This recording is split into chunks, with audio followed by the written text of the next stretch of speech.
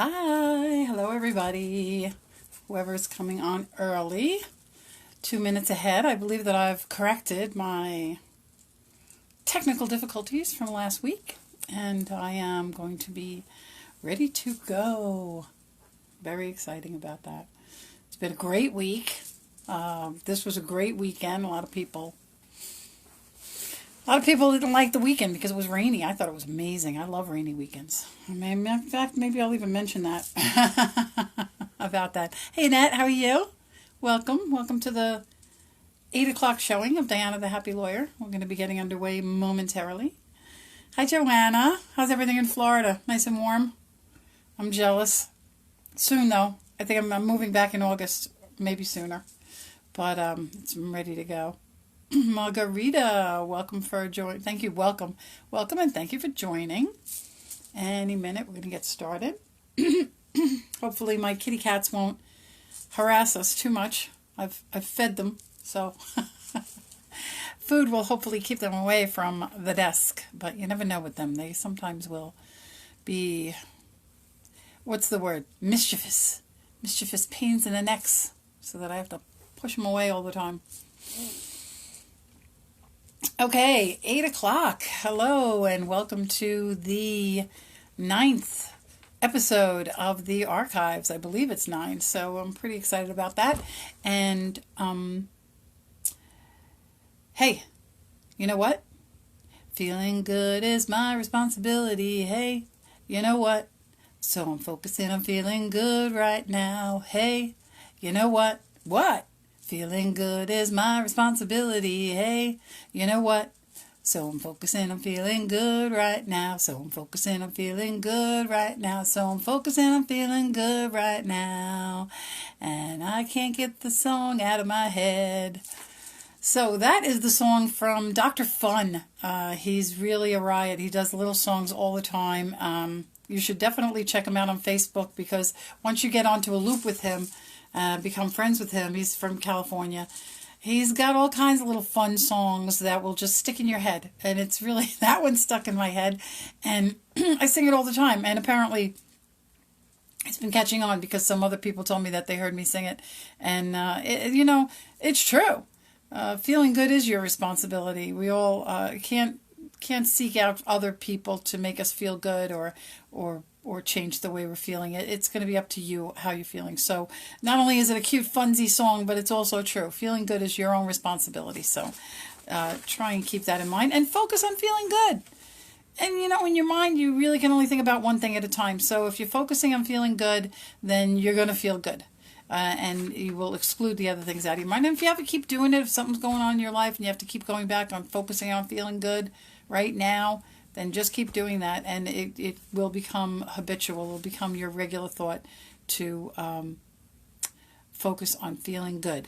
So,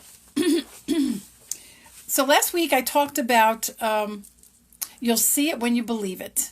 And basically that is the theory that you have to believe that something is going to happen before you see it happen. And it's like believing it into existence. I know I've mentioned Neville Goddard a few times about believe it into existence. When grandfather was standing on an empty lot, and he said, I remember when this used to be an empty lot. And then he would paint a word picture of the building that he was going to put up on the lot. And then the building would come into existence. So the theory is that you have to believe it ahead of time before you can see it. And let's see, where is my so much for having all my papers in order. But so that's what I talked about last week, was believing it before you see it. And where do our beliefs come from? Our beliefs come from what we learn as children, and that basically as children we're like blank slates, and whatever we see and whatever people tell us, our parents, teachers, what we see on TV is what we believe to be true. I talked about me believing that the sun went down and the moon came up, because that's what I observed. And nobody told me that there was different cycles of the moon until I learned it myself. So almost all the beliefs that you have are going to be other people's beliefs until you get to a point where you're able to form your own beliefs from investigations or things that you see in the world, or things that you investigate and learn in the world. So you're going to be pretty much all the beliefs that you have are going to be coming from other people first in the earlier part of your life. And sometimes, when we believe things so strongly, it's hard to get over that and change those beliefs. My tip for last week was to take a belief that you have and question it and see if it's definitely something that you that is an accurate belief. Things that we think in life about how we make money, how hard you have to work, what happens, from day to day and your everyday activities, and the things that you believe create the actions that you're taking. So I said to question a belief that you had and see if you could determine that it was accurate, inaccurate, and try and change that. So this week I'm talking about change and how hard is change. Change is as hard as you think it's going to be. If you think something is hard to change, it is going to be hard to change, because in your mind you're thinking, "Oh, I'll never be able to change that." I know I've been changing my my getting to work on time, and you know what? It's not hard to change it, but it's hard to keep up with the change that you're doing. So the first thing that I want to talk about is with regard to change. You have to want to change. That's the first thing. A lot of people just like their situations the way they are now. They get up at a certain time and they leave for work. I'm talking about myself. And I'm so used to doing things at a certain time. I literally have to change my brain to do everything a half hour earlier, get out a half an hour earlier. And I do want to change that. But there are a lot of people that don't want to change. They would rather just stay in the situation that they're in, even if it's an unhappy situation, because it's easier to stay in the situation that you're in instead of changing. I have a friend, Matt, and he said one time, I thought it was pretty funny, that some people aren't happy unless they're miserable. Now, this is true. You'll know these people that just are miserable all the time, and they don't want to change. They just want to stay miserable. And, then you know what? Maybe that's fine for them. You don't have to worry. Don't ever worry about changing other people. You can only change yourself. You can't change other people, no matter how hard you try and how much you want that family friend or relative or neighbor or person at work to change what they're doing. You can't really change them. You can only change yourself. And the way you deal with that is by changing your reaction to what people do. If somebody is aggravating you at work or your neighbor, change your response to that. And, if your neighbor plays loud music, go take a shower during that time, or leave the house, or do something. If you can't change that person, change your reaction to what they're doing. And then you'll be changing what you're doing, and it will benefit your life. And the people around you that don't want to change, there's nothing you can do about that. I have in fact, here, I'm looking right at a quote. You can't change what's going on around you until you start changing what's going on within you. So you either have to be more tolerant of people that are noisy or not doing what you ask, or what, people call all the time and ask you for advice. I mean, I know family members are always asking me for advice because I'm an attorney. I don't mind. But then, I take the time to explain something to them, and then they don't take my advice. They just do whatever they were going to do, and then they end up in a difficulty, and then they call me up and say, "Hey, this happened." And I'm like, "Well, you asked me my opinion, and I gave it to you, but then you decided to disregard that." So it's kind of difficult to deal with people that are going to not change. It appears that they're asking for help, for you to help them change, but the people that are going to do that and not change, you just have to, be tolerant, try and help them the best you can, and then move on and worry about your own life. Hello, everybody. Hi, Tom. Hi, Ernie. Hi, John. John. Hi, Stephen, if you're there. So besides wanting to change, you have to make you have to make a decision to change. I mean, it's one thing to say, I want to change. I want to be at work early. I want to lose 10 pounds. I want to grow my mind instead of wasting, my hours during the day doing mindless things or useless things, or, stop watching television, that type of thing. You have to make a decision to change. Now, the word decide comes from like to dissect. The root word of decide means to dissect, which means to cut off. And that generally means when you make a decision, you are cutting off other options. So when you make a decision to change, you're doing that with the idea of cutting off other options, like going back to what you were doing before the change. So those are the two things that you need to do. You need to want to change, and you need to make a decision. And then, of course, you need to take action. And action is where most people get stuck, because it's easy to want to change and make a decision to change. But if you don't take the action to change, then you're not going to change. So taking the action is the most important thing. So I want to talk a little bit about what kind of things we change in our lives. There are things that we change in our lives that we do easily, like change the color of your living room. You paint your living room, or you buy a different car. A friend of mine named Jake Parton. He's very good. You should also consider following him. JakeParton. He's very inspirational. He had this belief his whole life that he didn't like cats. And it was based on the fact that his family didn't like cats, and they never had cats when he was growing up. And he realized he wanted to make a change in his life, and he decided to just get a couple of cats. And from being around the cats, he realized that was not something that that was his own belief. It was something that he just grew up with and believed that he didn't like cats. So he made a drastic change and took action and got cats. And that changed his life. It changed his feeling about cats. It changed his belief that he didn't like cats. So that's an example of somebody that took, drastic action. I think it's Tony Robbins that says, drastic change calls for drastic action. And while, getting a couple of cats might not seem so drastic for some people, there are a lot of bigger changes that people might want to do in their lives with regard to relationships or health choices, exercise, that type of thing. So those things can be a little more drastic and require more drastic action. So when you're doing something like changing swapping out your wardrobe now. We're going from winter to summer.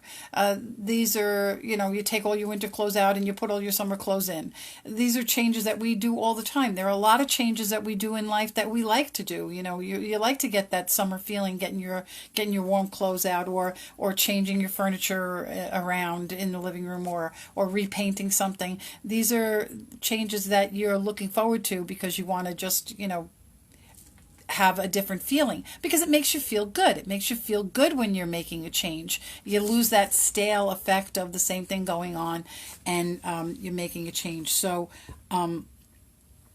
when you're changing something that's fun, it's easy.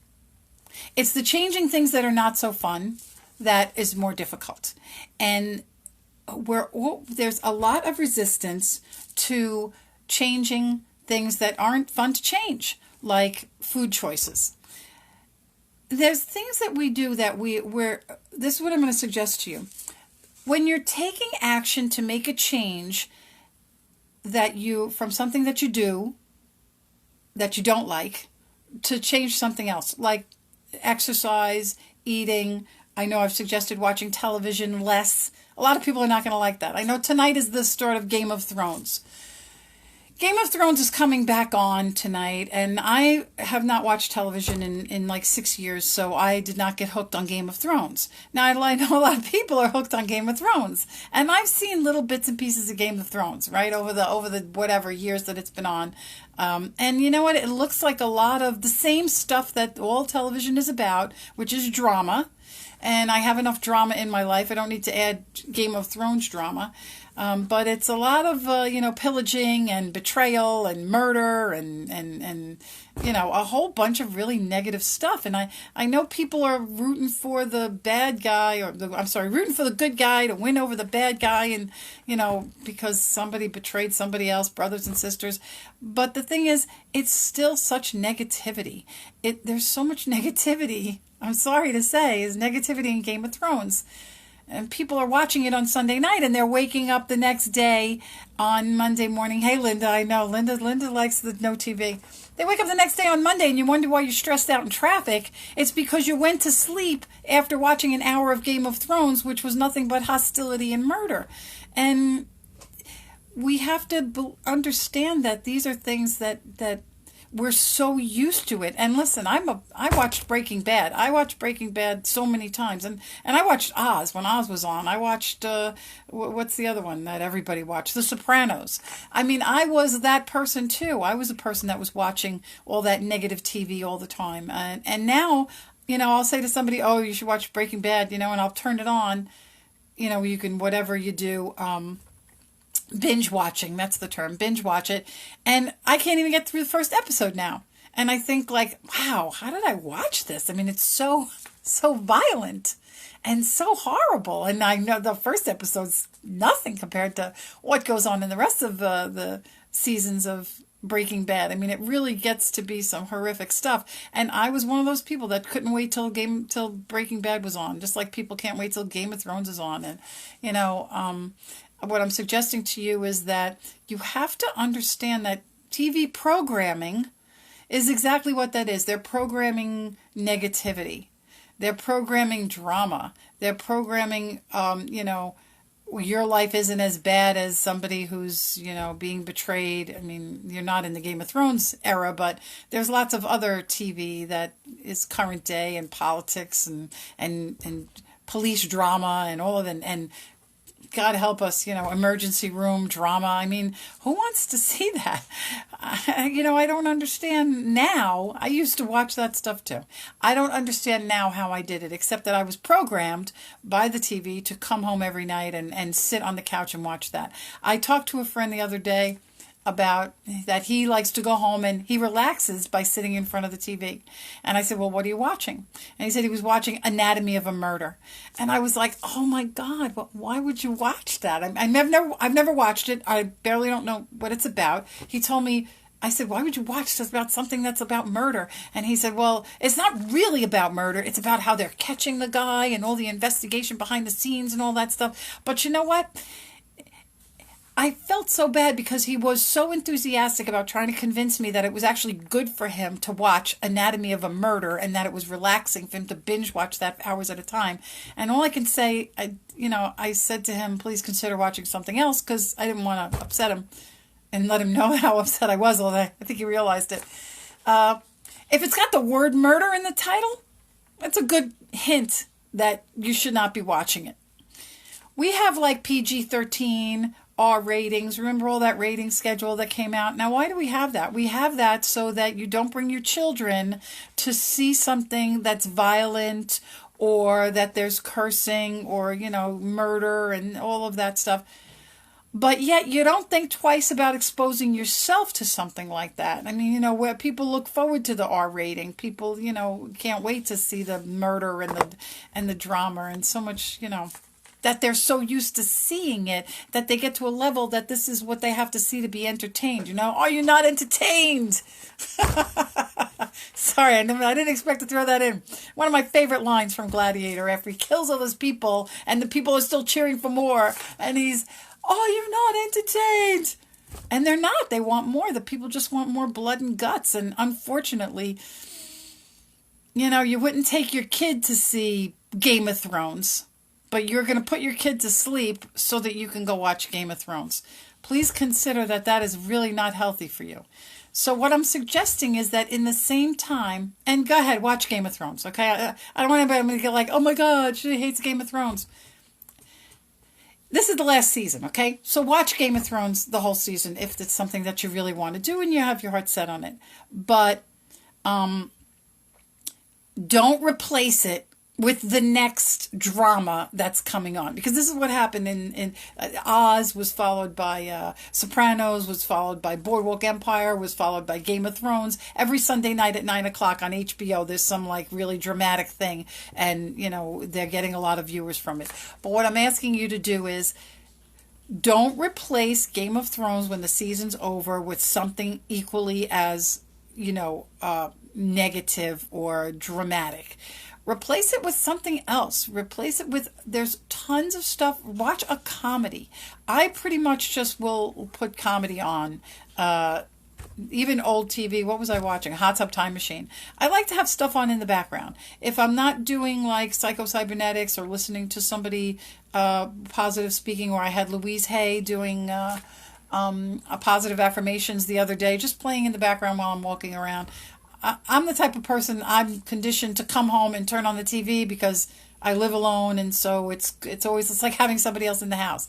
And I used to just turn on Law and Order until I realized it was so negative I didn't want to watch it. I have to admit, I was at Beverly Hills 90210. I would have that playing in the background over and over. But now I'm trying to go with comedy and positive motivational stuff. So take your pick between those two things. Comedy, positive motivational stuff, something that's going to grow your brain, something that's going to make you sleep. Even music. Listen to music before you go to bed. Play music. I'm sure, John, you would much rather be strumming your guitar an hour before you go to bed than watching Game of Thrones. I don't know. Maybe you're a Game of Thrones fan. So my point is, at the same time that you're watching Game of Thrones, you could be watching something positive. And anything else, the news, TV, when you wake up in the morning. I know a lot of people wake up and they put the news on first thing. Something I suggested last week that I'm going to suggest again is listen to Motivational Morning. Just go on YouTube and go morning motivation, and then you can have that instead of the news for a half an hour. If it's something in the shower, if you listen to news in the shower or you have your radio on, put on music instead. One of the affirmations that Louise Hay said that I heard the other day, it was make sure to have time for dancing. Always have a little time for dancing in your day. And morning is a great time for that, because, when you win the morning, you win the day. If you start your morning on positivity, your day is going to go on a positive flow, because that's the vibrational energy that you're putting out. So use the time that you're using now, the same time it takes to watch the news. Watch a motivational video instead, or listen to one. Turn on, I like to listen to Black Eyed Peas, and I like to dance to Black Eyed Peas in the morning. So do something like that, or whatever you want, anything that you get hooked on, whatever you're thinking of. Also, when you're shopping, it's going to take the same amount of time to shop for junk food as it is to shop for healthy food. Now, I know in the morning it's going to take the same amount of time to make something to eat also. I know a lot of people would much rather have bacon and eggs on a roll than fruit and Greek yogurt. But the truth is, it takes the same amount of time to prepare those things, or it takes the same amount of time to shop for those things. So while you're in the store for a couple of hours doing your shopping, don't reach for the junk food. Don't reach for the cookies. Use the same time that you're using to make the change. So it's not going to take you any extra time to make those changes. You're going to be using that same time. Also, another suggestion that I think I may have made is don't go shopping. Instead, use something like Peapod, where you order online and they deliver it to your house. This is an amazing thing, because you save a huge amount of time of not having to go to the store, fight traffic, fight the people in the store. I mean, it can be, even just waiting online for 20 minutes for somebody ahead of you to check out, and then, they're counting their pennies and doing their coupons. This is something that you can order your food delivered, and you wake up on Saturday morning and it's outside. And we're talking fresh food. Also, Amazon Fresh has another food thing where you can order and it's delivered to your house. And then you wake up on Saturday morning and you just bring in the stuff in and you're putting it in your refrigerator. Now your shopping's done. You don't have the temptation while you're in the store to buy the bag of potato chips. Do your shopping online and don't order potato chips. Order healthy food and have it delivered. And then this way, in the amount of time that you would have been shopping, you can be doing something else. You could be taking a walk, or you could be spending time with your children, or, doing something else that's productive in your house, or listening to some music, or meditating, whatever else that might be beneficial to you, instead of being out shopping and having to wrestle with yourself in the store about buying, potato chips and junk food instead of fruit and other healthy foods. So that's the other thing. Use the time that you have now to make the changes, so you won't be expending any other additional time to make the changes.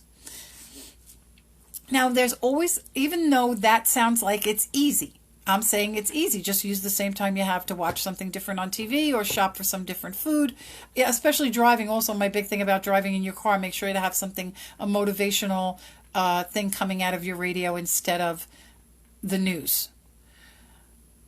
Also, very easy. The same amount of time that you use to drive that you're listening to something negative, you could be listening to something positive. And that's a change that you can do very easily. But still, people want to resist change.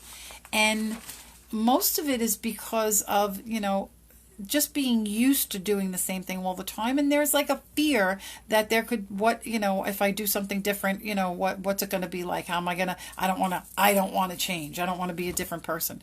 But you know what? There are a lot of things in our lives that are changes for the better.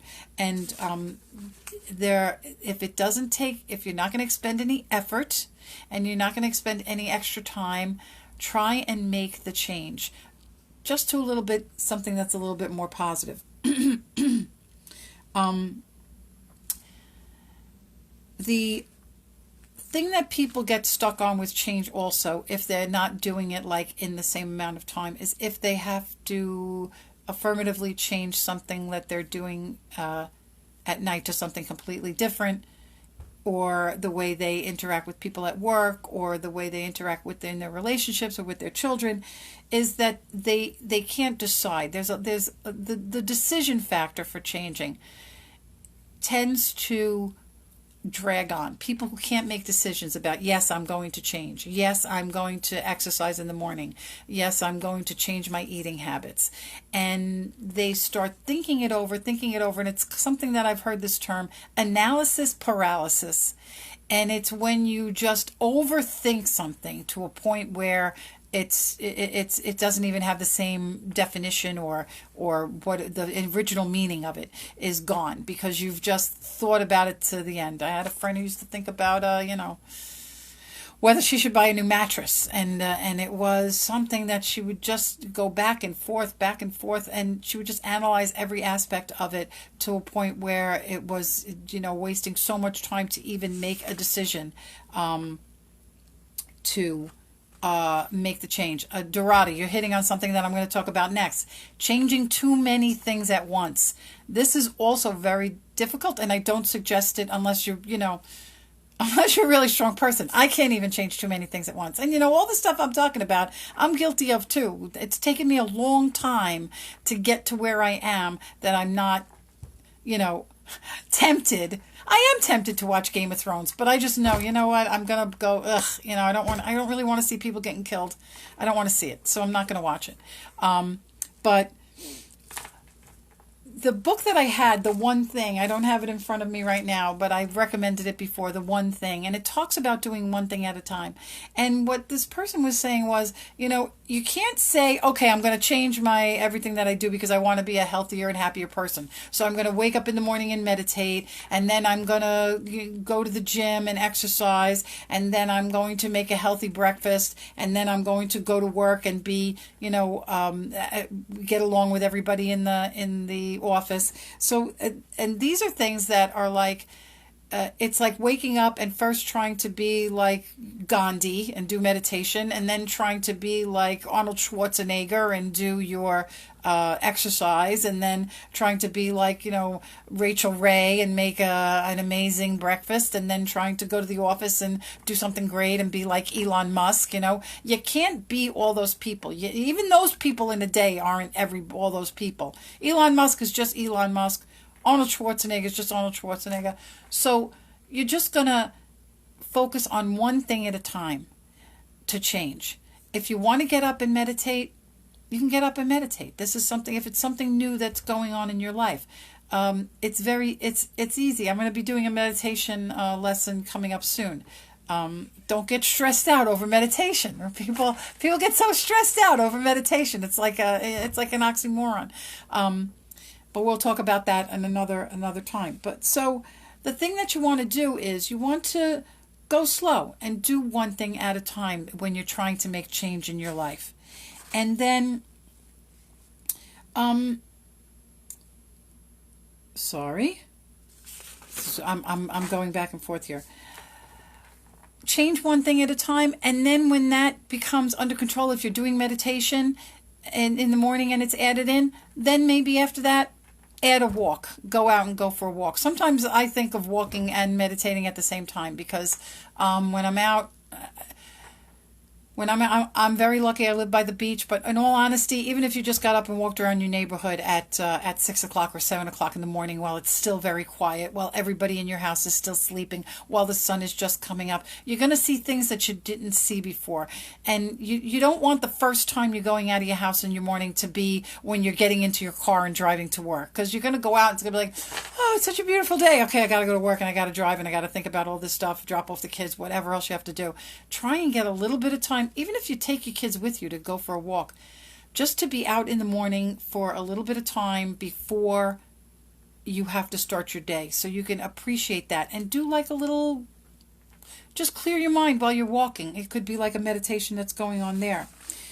The underlying thing with regard to all of this change is you have to consider what your attitude is, what your basic attitude is. A positive attitude, a negative attitude.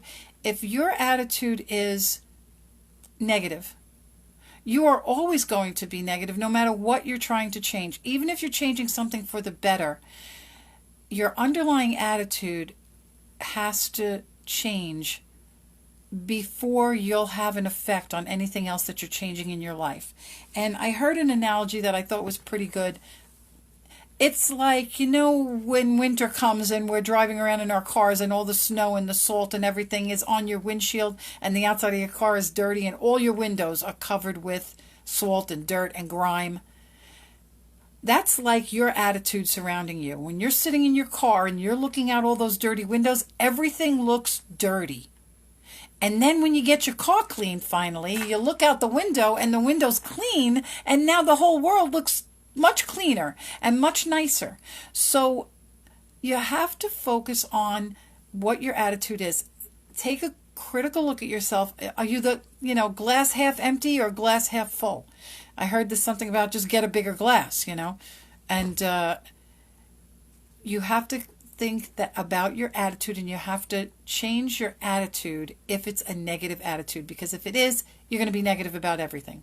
And the attitudes are going to be stemming from your beliefs. If you grew up in a home where money is the root of all evil, who would want to bring evil into their life? If you had that bad attitude about money, or if you have bad attitude about going to work or food, dieting, anything like that, like, oh, no, diets never work. I mentioned previously about losing weight. In your mind, when you lose something, like your keys or your wallet, you're always going to be looking for them. So when you're losing weight, your brain is going to be looking for that weight back. So you have to change your attitude about the underlying things. Change your underlying attitude about things, so that when you're making a change in your life, it's going to not be inhibited by a negative attitude. So attitude is everything. And I've always said, when you have a grateful attitude, then you have gratitude. So when you wake up in the morning, if you find that you're waking up and you're like, oh, I hate work, I don't want to do this, it's going to be a lousy day, you have to start right then and change your attitude and start thinking about positive things. Again, do whatever you can. Listen to positive motivational YouTube, or get up and dance, or go take a walk, or listen to some great music, listen to some classical music, take a shower. Whatever is going to change your attitude. If you see that you're waking up with a negative attitude, it's really important that you change your attitude right away in the morning. And then that will affect how you view other changes in your life as difficult or worth it, or rather be, not happy unless you're miserable type of person. Somebody that's not happy unless they're miserable is going to hate every change in their life, even if it's a good change. So all of the things that I'm talking about, all of the change that you have to make, or that you're trying to make in your life, won't change if you have a negative attitude. I think that was also psycho-cybernetics. Positive thoughts won't work on a negative attitude. Only positive thoughts only work if you have a positive attitude. If you have a negative attitude, it's going to be just wiped out, and you're going to always fall back to the cynicism and the negativity. So that is going to be based on your underlying beliefs. You have to question those beliefs to see if they are valid, and open your mind to change and want to change. If you don't want to change, then it's okay. You don't have to change. If you don't want to change, it's fine. I change my life. You change your life. If we all change our lives and we do a little bit better, then maybe the world will turn out a little bit better. Another person, YouTube. We're on YouTube all the time. I mentioned Dr. Fun. Another guy that is very funny, Kyle Helm, Kylehelm. We have one, as a matter of fact, Jake Parton is our mutual friend. He does puns all the time.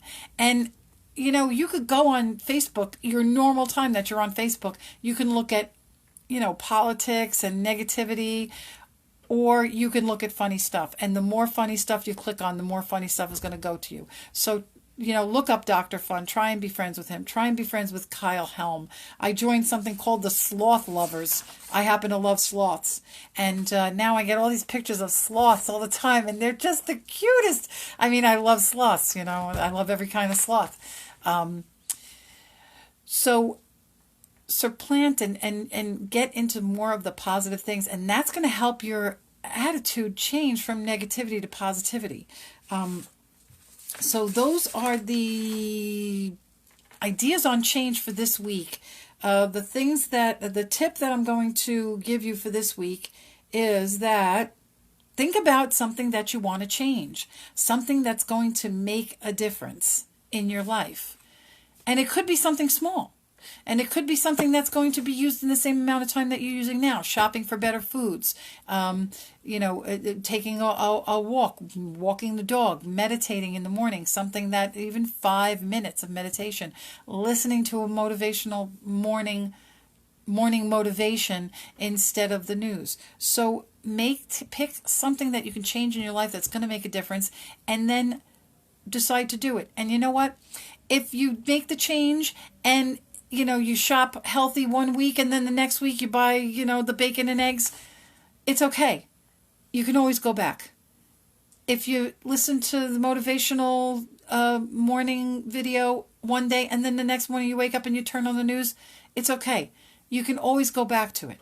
It's okay to fall off the horse. It doesn't mean that when you make a change one day that's going to be it. You're going to be changed for the rest of your life. It may be you're going to have to do it over and over until you get to a point like now. I wouldn't even think of turning on Game of Thrones because I don't have television. I have just computers, and there's enough stuff on the computers to keep me entertained. So go ahead and don't overthink the stuff. Don't get analysis paralysis over things, changes in your life. Try something. Make it a simple thing. Make it one simple thing that you're going to change, and try and stick with it for a week until we see each other next week. And if you make a mistake, if you fall off the horse, don't worry about it. Don't beat yourself up. Don't be like, oh, this is my first day of exercise. It's great. Oh, this is my second day of exercise. I'm really on a roll. And then the third day you oversleep. Oh my God, I blew it. Don't worry about it. Just get up on the fourth day and start exercising again, or whatever you're doing. That's the change. And that's going to happen throughout your whole life. I don't meditate every single day. I try, but if I miss it, I don't stress out over it. Again, don't stress out over meditation. So that is my tip for this week. Pick something that's going to be a change in your life. Try it. Don't freak out over it. Don't analyze it to death. And if you don't get it done, and you have to start over, just start over. It's not that big a deal. Okay, so I am almost, I didn't keep it for a half an hour, but I'm close enough, and, I'm fine with that. So thank you so much, everybody, for tuning in, and I look forward to a whole new week. It's great. I'm walking on the beach now. The weather's fabulous, so you'll be getting, hopefully, some new sunshine pictures in the morning and whatever else is out there. I'm looking forward to sending you some happy morning stuff. That's another thing. Just look at my video, video in the morning, or my Facebook in the morning, because it's always going to be a happy sunrise picture that's going to hopefully put you in a good mood. So thank you, everybody, for tuning in. I love you all, and love is all you need. Bye. Bye. Have a great week. See you next week. Bye. Miriam, Miriam, you're going to have to go in and just rewind. If you're just tuning in now, like 5 people just came on, just rewind and watch me from the beginning, because, it's good. Thank you. Bye.